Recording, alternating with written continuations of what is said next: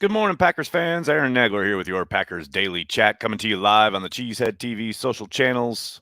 Good to see everybody on a Tuesday morning already in the comments section, including Brandy. Good morning, Brandy. How are you? And everyone else checking in from all over the world already. It's what we do here at Cheesehead TV. We're devoted to Green Bay Packers fans worldwide.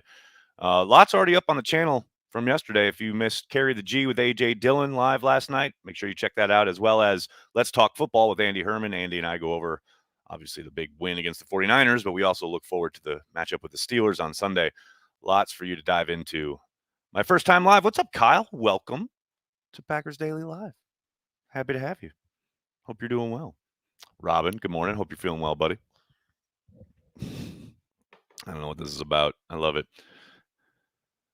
RJS1331. What are you, a stormtrooper? Thanks for the super chat. Double birds. Thanks, buddy. Stenavich deserves all the money he gets. Pay that man. I mean, I'm sure he will be given some kind of contract adjustment at some point. Adam Stenavich continues to do yeoman's work for the Green Bay Packers. The fact that they put out the youth along the offensive line that they did on Sunday night and played as well as they did up front and were as efficient in both the run game and protecting the quarterback is just damn impressive. Stenavich continues to impress. Cannot say enough about the offensive line coach in Green Bay. Morning from Yorkshire. What's up, John? Good morning from New York City. I hope you're doing well. We really, really got to soak this year in. David, you ain't lying. You ain't lying. Morning from Oregon. John, you're up early. Hitting up in Oregon. I like it. Is that a good morning GMM mug? This is a, there we go, camera. Good morning football mug. I got it when they sent it to me right when the show launched. It's fun stuff. You guys know I love pretty much everybody on that show. Good morning from work. Everybody checking in all these locations. George is like, good morning from work. Sorry, buddy. Hey, hopefully some Packers talk can distract you for a little bit at least. That's why we're here.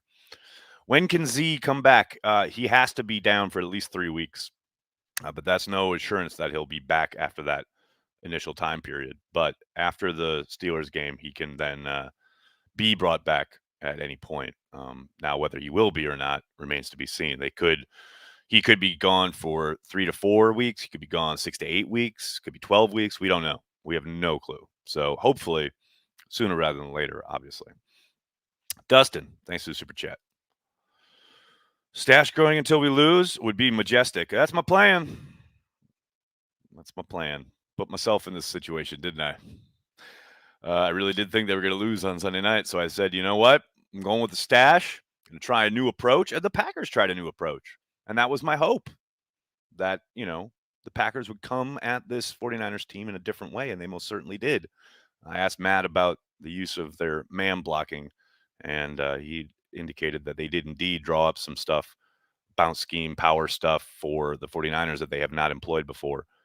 So they too utilized a different approach. However, they don't have to wear a stash on their face the remainder of their winning streak, however long it might be. So, yep, stash stays. And let me tell you something. As a single man in New York City, trying to meet and greet, trying to meet people and trying to go on dates and stuff, I'm really, really excited about this development. Can't lie. Ed, thanks for the super chat. Need to apologize to Joe Barry and the D. Did not think they could step it up. Keep proving me wrong, guys. I was asked on Twitter, I think it was Saturday night prior to the game, how much confidence I had in Joe Barry heading into that game. And I said, not much. And I tell you what, he did call a hell of a game. And yes, Kyle certainly hit back in the second half. And there were, really high-level adjustments going on both sides of the ball. But I was really impressed with, and I think I talked about this on Let's Talk Football with Andy. I was impressed with his restraint in the second half. I know it must have been frustrating the way Kyle was able to start moving the ball with his offense, but he did not succumb to the pressure of just sending pressure, especially on third downs. He stuck with his four-man rush for the most part, and I think that was a wise call, especially when you look at that touchdown that Ayuk had on the corner stop. That's a big pressure call, and he after that call, he was judicious with it. That doesn't mean he didn't call pressure, because of course he did. There were a number of different blitzes and dogs and what have you, but I thought he was very smart about how he approached it, and that surprised me. Got to admit. Build the stash statue. All right, relax. Fred, thanks for the super chat. Is Stenavich well known / respected outside the organization, or is he more of an organization product who is still building his rep? Fred, he's building his rep. There's no doubt about it. He was so young when he was an assistant line coach in San Francisco. That's how um, uh, LaFleur knew about him. You know, his relationship with that staff there. Obviously, his brother was on that staff. Saleh was on that staff. Kyle is obviously the head coach. Um, but he knew Stenavich and wanted him and brought him to Green Bay. Never forget, I'll never forget that, there were a lot of question marks around that hire, because your offensive line coach is a big one. That's the engine of your offense, makes your team go. And Campen, who had been, in Green Bay for a long, long time, was well respected. But times move on, and Matt was ahead of that curve. No doubt about it. I think Stenavich is definitely building his rep in Green Bay, and holding on to him will be, I would think, a priority for Matt going forward. Uncultured, thanks for the super chat. Keep the stash. You could go Coach Nagler segments on Cheesehead TV. It would be a license to print money, Pappies. Any license to print money, buddy. I'm all for it. Jeff, thanks for the super chat. Joe Barry had his guys totally assignment sure for the first time. Much easier to be aggressive if you know where you were supposed to be. I mean, that it certainly appeared that way. You definitely saw quicker breaks on the ball. You didn't see the breakdowns that we've seen the first couple of weeks. But, how much of that is Joe Barry having them ready, and how much of that is the players actually developing and getting to a point where they feel comfortable? I think, yeah, you definitely looked a lot more organized, and I do not doubt for a second that Joe had a hand in that. But at some point, players have to take responsibility, right? But yes, very much so. James, thanks for the super chat. Yash, just Yash. Also, the middle linebacker we signed, name escapes me. Yeoman's work. Devondre Campbell. Campbell has played very well, no question about it. And yes, Yash, just Yash. Do I think Kyle underestimated the Packers? I don't know. I doubt it. I mean, he knew it was going to be a big game. They're going to be coming up for maybe not revenge, but they're going to be up for it. I don't know, man. I doubt it. Man, every game is too big in the NFL. There are only 17 of them now. There used to be 16. I mean, perhaps. I mean, we all see teams come out flat from time to time, but I can't imagine big primetime showdown home opener. I can't imagine you'd take any opponent lightly in that situation, let alone the Green Bay Packers. But only Kyle can answer that, I guess.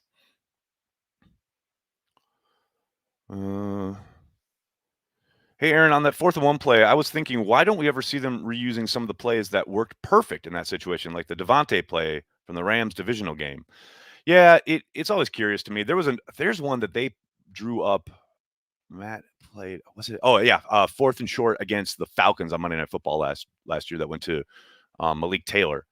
He's wide open for days on that play. And yeah, I'm with you. I'm always kind of like, I want to use one of these that worked sometime, but they think they have a good call on, and maybe Matt panicked in the situation, because that does happen. We've talked to him before about play calling and about how things can get up on you quickly, and all of a sudden you got to make a decision and you just go with a play, and afterwards you're like, oh, I shouldn't have called that play. And I would suspect that's probably how Matt feels about that 4th and 1 call.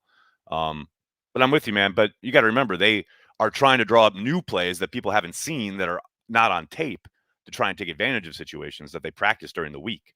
Once you put it on tape, the suspicion is, more often than not, the cut-ups are filled with those plays. So teams are, if not preparing downright for that exact play, for concepts like it, situations like it, in their preparation for the week. So I'm with you, though. It does kind of, in the moment, it feels like, oh, just run that play that worked so well last time. But again, at this level, most teams are going to be preparing for what you've put on tape 3-4 years past. Don't forget, they'll have cut-ups of every 4th and 1 you've run, that you've gone for it for the last X number of years, and they'll just have them on a loop, and they'll just look at them. The coordinators will, and a lot of times they'll send them to the players and like, these are the concepts they like to use in these situations. So, but a lot of that does come down to execution and just not overthinking it. So I'm with you on that. Let's see what else we got. TKM, thanks for the super chat. Pappy's fun. Traveling to Miami this week, so no neg or the rest of the week. That's his outrageous TKM. Not going to be at your post. What? Conference and trade show. Go Pack Go. Hey, man. You got to work. You got to work. Got to do what you got to do, man. I feel you. When will teams learn that prevent defense doesn't work? It just prevents the win, right, Justin? I feel you, man. You are the calming voice through my morning. Thanks, dude. That's why I'm here, Ben. Just for you. Dave, thanks for the super chat. If this team is healthy and playing its best ball at the end of the season, that is all I can ask for, like the trajectory currently. No doubt about it. Don't want to peak too early. Don't want that to be your Super Bowl in week 3. But damn, it's nice to get a thrilling last-second win early in the year. Get the vibe going, head in the right direction. But it's a week-to-week league. I know the Steelers look like trash, but they could very easily come into Lambeau and smack the Packers around and everyone be right back to reality. So can't take any team lightly. But I hear you, man. You just want them playing well in November and December and to get into the playoffs with a chance. That's all you can ask. Dean, thanks for the super sticker, buddy. Appreciate it. Kyle, thank you for the super chat. You said all offseason the D would come on slow with a new coordinator. With that said, do you expect a defense like last game going forward? I mean, that's the hope, right? Is a little bit of consistency in that regard. Yes, I'm hoping for it. We'll see. Every opponent is different. Every attack that you have to prepare for is different. We'll see what the health situation is. But yeah, I mean, once you set a standard, you better uphold it. And the key to, winning football is consistency and meeting that standard consistently. We'll see. I would say give it at least 2-3 more weeks before they're like really hitting their stride on defense. But hopefully we see more of what we saw on Sunday night.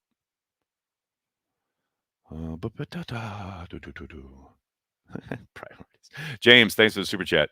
Barry defense still a few formations that had me freaking out. Man, don't freak out. Freak out in the moment. I hear you. Yeah, that's fair.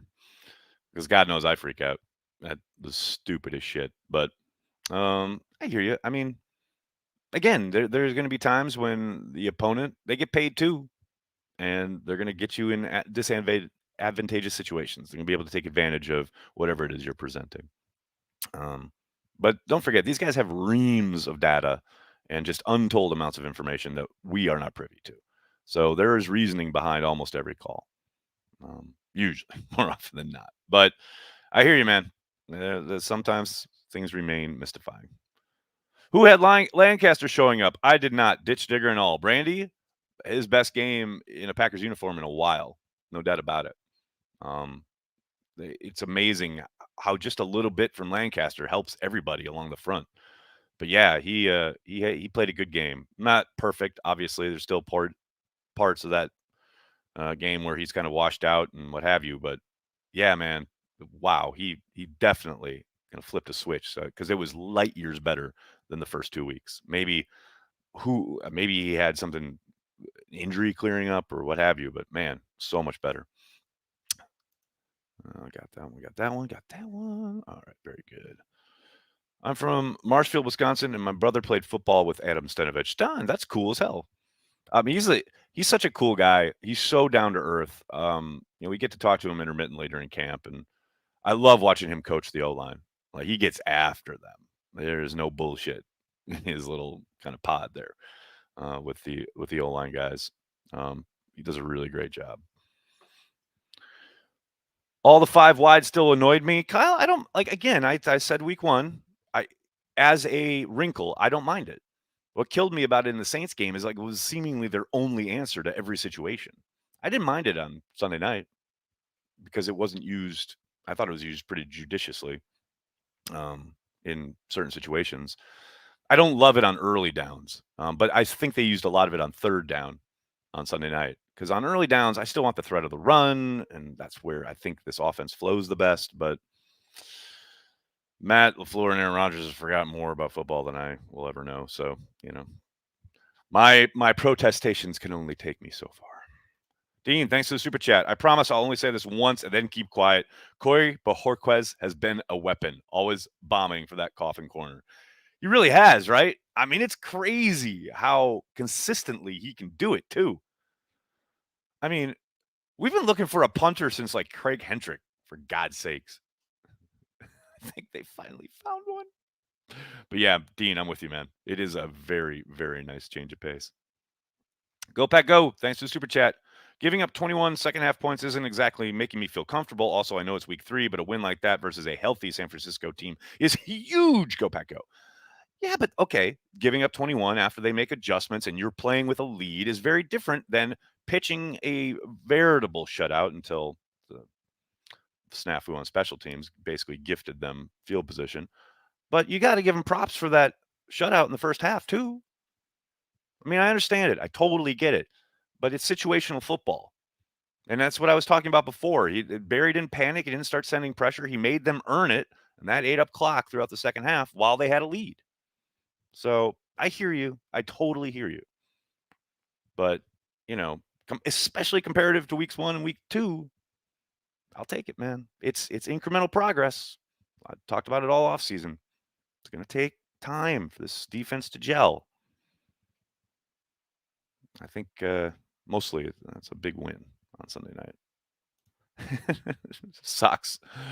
That 5 wide is still pretty sketchy, LOL. Y'all hate the 5 wide more than I do. I don't mind 5 wide, again, as a wrinkle. Waiting for Nags to tell me about diabetes.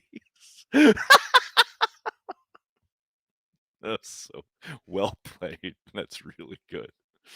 Oh my God. You guys are going to have me rooting for a loss so I can shave this thing.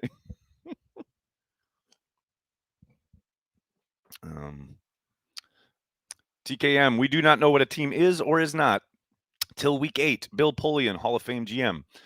Okay, yeah. I mean, yes. Bill Polian, Hall of Fame GM, also thought, Lamar Jackson should be a wide receiver. So let's just chill on Bill Polian. But yes, he is correct there. No doubt about it. You don't know what a team is. And Aaron has said this countless times. You are very much finding your identity through the first part of the season. And, this year will be no different. And I think the Packers are in the process. And hell, I liked the development we saw on Sunday night. Sandy, why can't some fans ever just enjoy the win and be proud of your team? Go Pack Go. Sandy, I hear you. And, I am proud of the Packers, no doubt about it. But I understand people looking at things and wanting to improve and looking for development in certain areas and maybe even complaining about trends that they don't enjoy and or like. We all fan differently, man. And I don't ever want to try to gatekeep people. I mean, obviously, if people are insulting to the players or the coaches or even other fans on a really personal level, then they can fuck right off. But if you're like complaining about 5 wide or Joe Barry doesn't do this, or I didn't like how they attacked that, or this play call, that's being a fan and that's cool. That's what the space is all about, right? We all come to the Packers in a different way. Hopefully we can all enjoy the passion that we all share for the team. I'm with you though. Yeah. I mean, big win. Definitely proud. That team showed more heart on Sunday night than I have seen out of this group in a long time. So a lot of fight, a lot of love. Love it. Just popped in to see what condition my condition was in. What's up, Oz? Hopefully I'll see you at Patreon happy hour later today. Go Pack Go. Thanks for the super chat. Yes, San Francisco scored, saw 37 seconds, and I was like, yes. No doubt about it. Left too much time. If you go back and you watch the watch party, which no sane person should ever do, but Corey is legit basically laying out how everything is going to work out while he was like Tony Romo. He was like, okay, this is going to happen, and then they're going to do this, and then this is going to happen, and the Packers are going to go down on offense. Like, it was great. It was awesome. James, thanks for the super chat. Last time we saw 12 riding like that, this is your team. This is your team. That's what I'm talking about. This is your team. Let's see what else we got. I believe Go Pack Go. What's up? Will Malik Taylor get some snaps this weekend with MVS injured? Justin, let's wait and see, right? I mean, I know MVS is getting the scan today for the hamstring issue that kept him out at the end of the game. Could be nothing. Could be something. We'll see. But yes, I would suspect Malik Taylor will see more time if MVS isn't able to go. Obviously, you like MVS for the speed and the threat he brings. Taylor definitely does not bring that to the table. But I would suspect, we'll probably see a little bit more of him, but I also think we'll probably see more Josiah DeGuara in receiving situations. Probably a lot of mixing and matching in that regard. Marshall, thanks for the super chat. How much longer will Za'Darius be out? I talked about this right at the start of the stream, actually. He has to be out for at least one more game. When you're placed on injured reserve as of 2 years ago, you have to miss at least 3 weeks. After that, it is dependent on when the team wants to bring you back, or when you're ready to come back medically. Now, we don't really know, right? We're not privy to the medical information, so he could be back after one game. He could be back after several games. We don't know, but he is able to, by the letter of the injured reserve law, rule, he can come back after the Steelers game. Big Cheese, thanks for the super chat. I immediately tweeted 37 seconds too early when San Francisco scored. Hell yes, my brother. That is right. All right, everybody, I'm going to have to get going. Can't thank you enough for hanging out, talking Packers each and every day. As I mentioned to Oz, if you're a Patreon member, don't forget, Patreon happy hour tonight, 6 p.m. Eastern. Going to be a lot of fun. Corey Benke will not be able to join us this evening, so he'll be riding solo with myself and Patreon members from around the world. Make sure you check it out. If you haven't joined Patreon yet and you would like to support the website and the brand, please consider doing so at patreon.com/CheeseheadTV. All we ask is $5 a month. It does support everything we do here at Cheesehead TV. In the meantime, please hit like on this video and subscribe to the channel so you don't miss things like Carry the G with AJ Dillon or Let's Talk Football with Andy Herman. Tons of great content. Always thinking of you guys, Packers fans worldwide. You are the reason we do what we do. Please tell your friends and tell your family we are devoted to Green Bay Packers fans worldwide. Thanks a lot, everybody. Have a great day. Go Pack Go.